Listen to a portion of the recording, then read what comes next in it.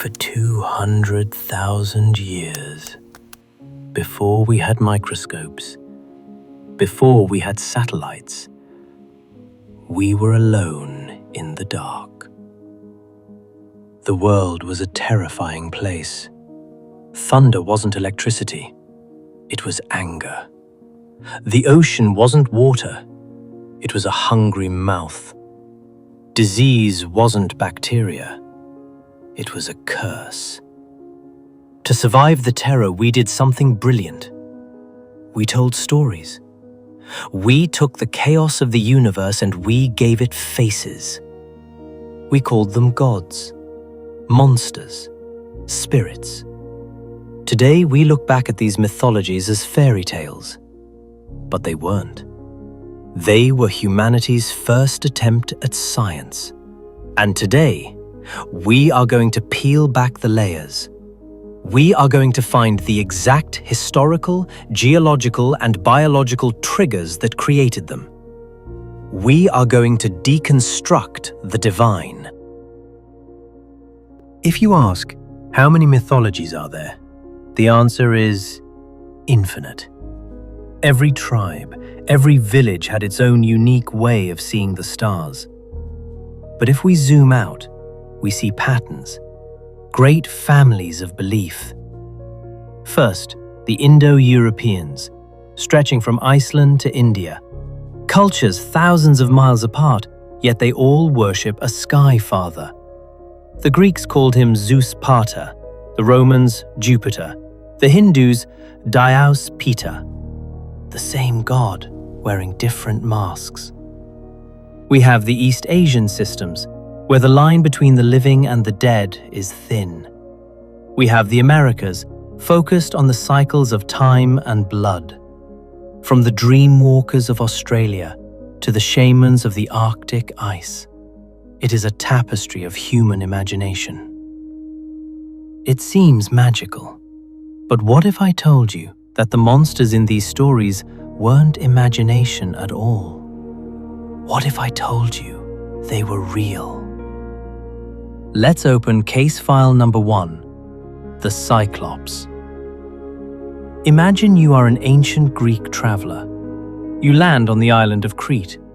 You wander into a cave and there, half buried in the limestone, you see a skull.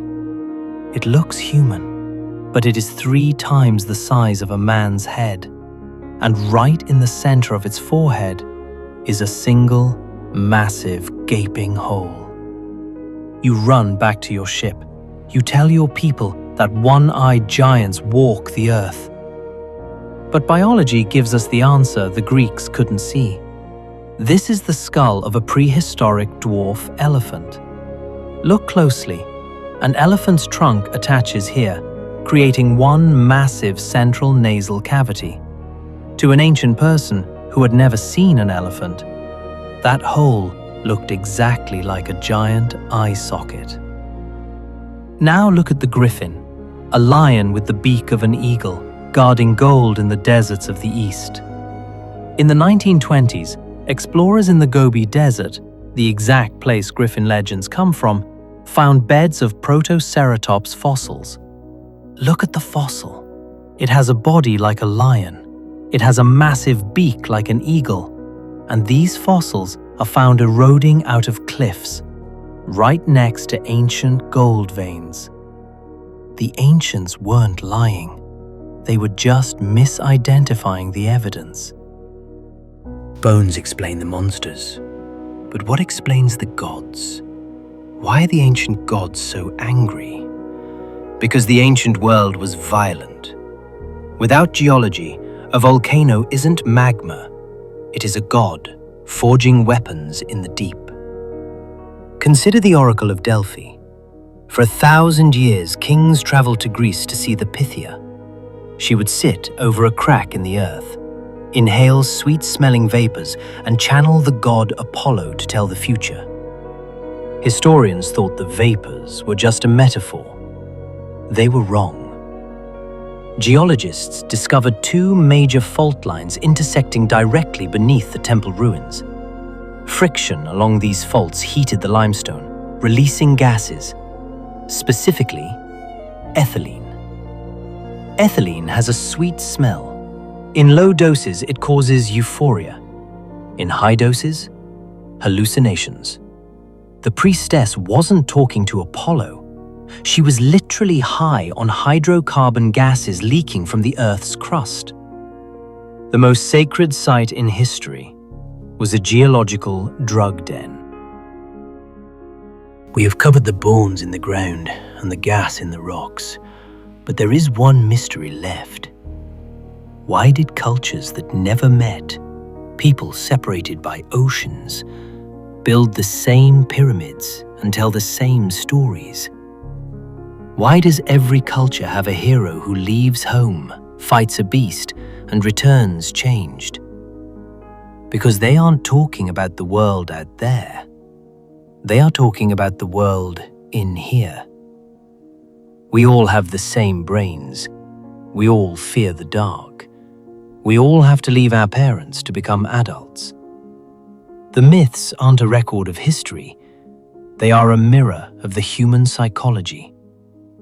The hero's journey isn't a story about a guy named Hercules. It's a roadmap for growing up. When we deconstruct these myths with science, it's easy to feel like we've killed the magic, like we've reduced the gods to gas and fossils. But I think it makes them more profound. These stories are proof that for as long as we have been human, we have been brave enough to stare into the dark and demand an answer.